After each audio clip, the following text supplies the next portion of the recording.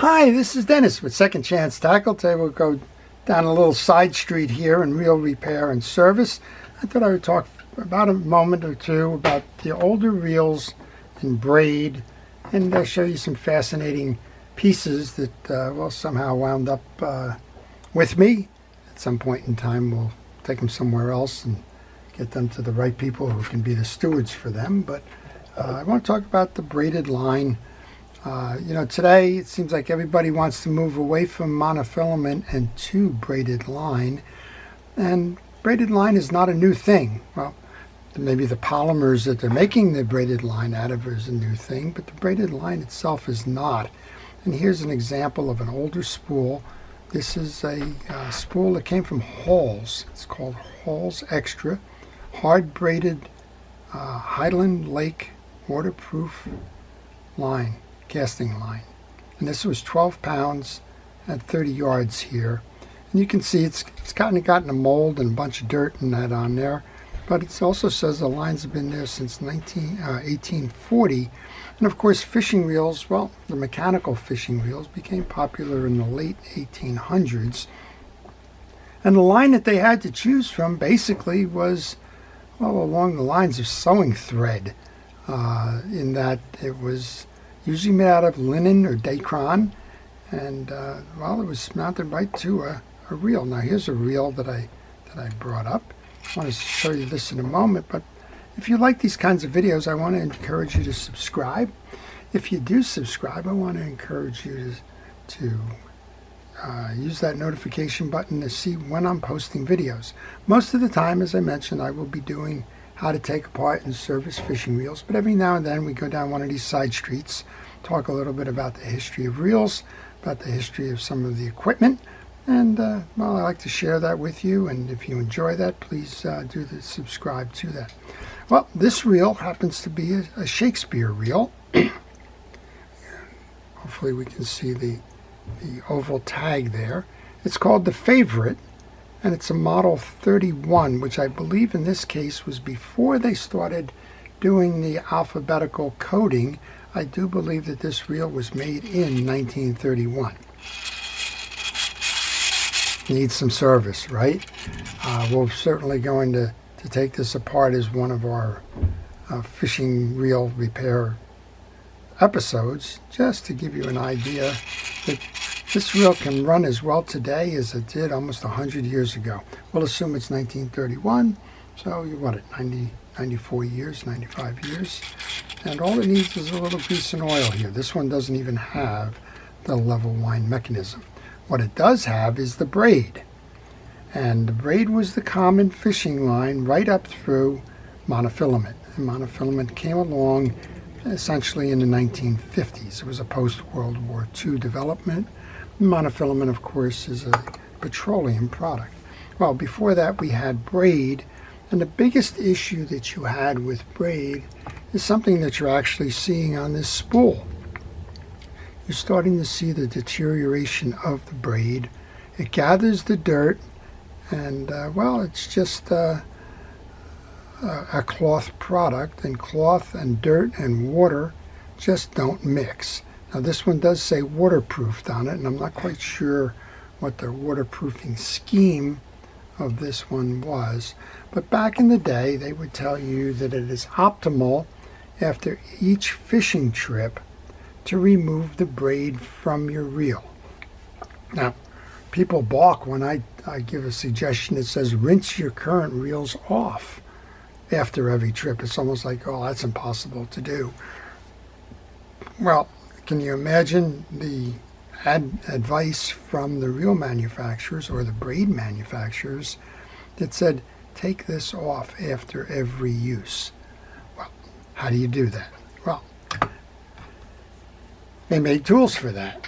And a lot of the tools that you see for this were actually self-made, and they weren't even made by a manufacturer. Yet I haven't found a manufactured product, although one of them I will show you may have been. Here's one that was designed. You have your crank on it, you have your open air, if you will, from your pens. We have the two posts that it would mount on, probably arbored in a little V setup on a block. And you simply would tie off the braid from the reel on the one side and just spin this thing until you removed all of the line. Once you did, you would set that out to dry. You wouldn't just put it right back on the reel, because these things most of the time absorbed a lot of water, particularly salt water, and that you wanted to air dry it. So it's not unusual to see a big line dryer like this, even if you were using it on a small reel. What you would do is you would just kind of space it out, give the maximum airflow that you could for that line, let it sit overnight until it was dried out, and then reload that. Of course, as I mentioned, if you're out there fishing every day, that's a little bit impractical and a little bit difficult to do, but this is one of the tools that was designed to do that. I haven't found any manufacturer's marks on it. I don't think it's handmade because of some of the pieces behind here. It looks like it's been machined. You also have a nice handle. It is a wooden handle. Wooden handles typically are going to indicate that it was before World War II. Once World War II came along, a lot of these were replaced with molded plastic. Even Penn had the wooden handles prior to World War II, and then went to the Bakelite knobs that we're so familiar with on those Penn reels. Well, this is one example. It's missing the mounting. I think that this may have come into my possession when I bought a group of reels, and this was just simply tucked in there. Somebody was joking to me, it looks like a toilet paper holder kind of thing. Well, maybe it was. I don't know. But at any rate, that's the purpose there. I wanted to share with you two more. Here's a handmade one. I think I may have put this on a short at one point in time saying, what in the world is this? But this was a handmade version of the same thing. A nice little box out on this. Wooden dowel comes through the two holes in the side. Handmade crank. Back in the day, right? Creativity. And 4 kind of blocks with wedges cut into them. And of course, just like the other one, simply roll it in, and you will collect the line off of your reel, and then, let it dry and bring it back out. This one is not as efficient as the one with the posts in terms of air drying, but it does enable you to take that off. This is much heavier, so it would have been a deep sea reel that line was on.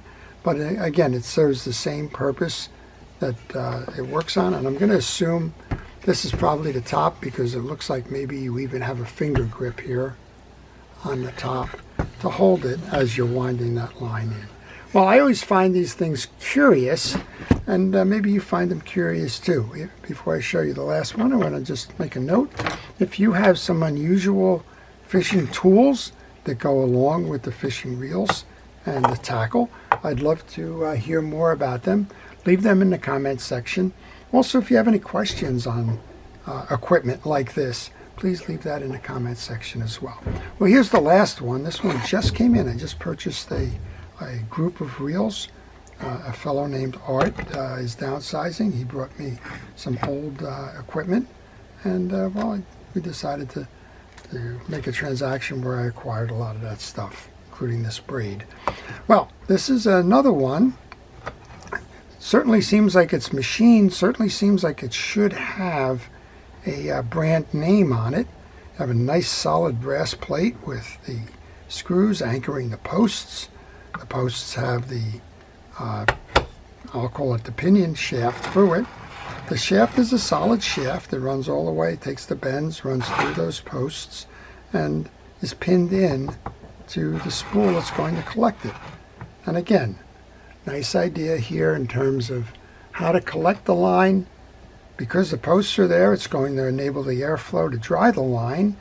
And when you go to put it back on, you simply just let it go. Just hook that up to a rod. Just start spooling off, and you'll preserve that line for a long time to come. Of course, the modern braid is a little bit different, but you should, as a practice, take that modern braid off at least once a year. If you're not going to replace it, at least take it off, because it has a tendency to compress, and when it compresses, it puts pressure on the walls of the casting wheels that you have, and it can warp the spools, or it can cause the action to slow down quite a bit.